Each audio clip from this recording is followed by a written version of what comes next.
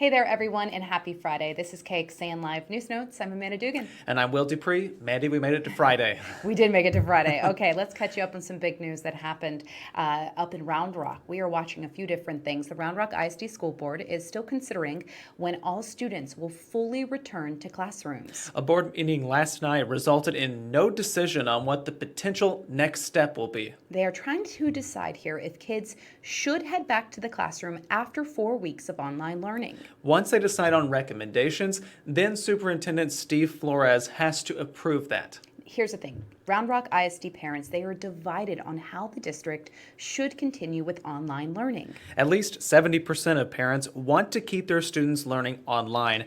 However, 30% hope to go back to in-person. Some of them rallied outside the district's administration building before yesterday's meeting. It's not that my kids don't like online school. It's easy. You know, it's my kids like cotton candy too. But I'm a parent, and it's my job as a parent to make sure that my kids are being challenged, because school isn't supposed to be easy. I'm hoping that given the numbers are going down, an open school safely, because I believe that we can do that. The district's school board says it's monitoring Travis and Williamson counties' COVID-19 recommendations.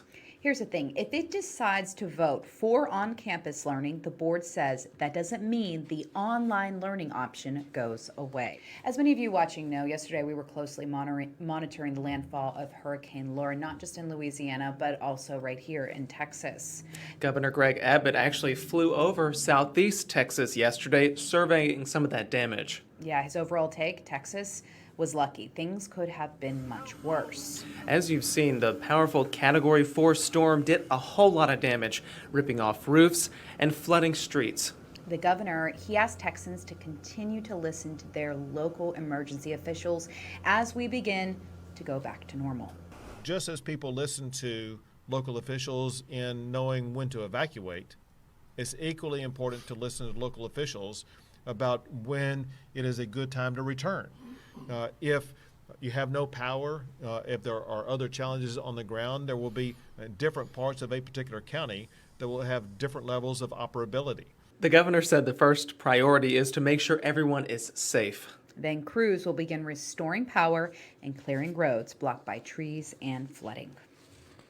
Yesterday, we had told you about a situation that happened in downtown Austin.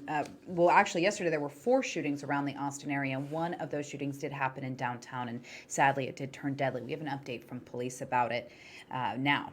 Austin police say a woman died after 2 groups of hurricane evacuees clashed near 6th and Brazos early yesterday morning. APD says that it began as a fight involving 50 to 60 people.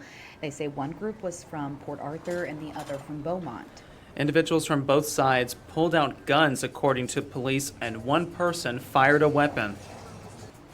Now, the woman who died was homeless and not involved in the fight. The shooting was one of 3 homicides in Austin within a 24-hour span, as we mentioned. Yeah, and we should note that no arrests have been made in this deadly shooting. We always like to keep you updated on your news when it comes to coronavirus. So by the end of the day, we could reach 600,000 coronavirus infections in Texas since March. The state actually reported 5,000 new cases yesterday. Now take a look at this. The state also reported 265 new deaths, bringing the total to more than 12,000 here in Texas. Across Texas, active cases continue to go down while the number of recoveries continues to go up. Now, we do have a full breakdown over at KXAN.com. Hey, we appreciate you joining us here on KXAN Live News Notes. I'm Amanda Dugan. And I'm Will DuPree. Enjoy your Friday and your weekend. We'll see you back here next week.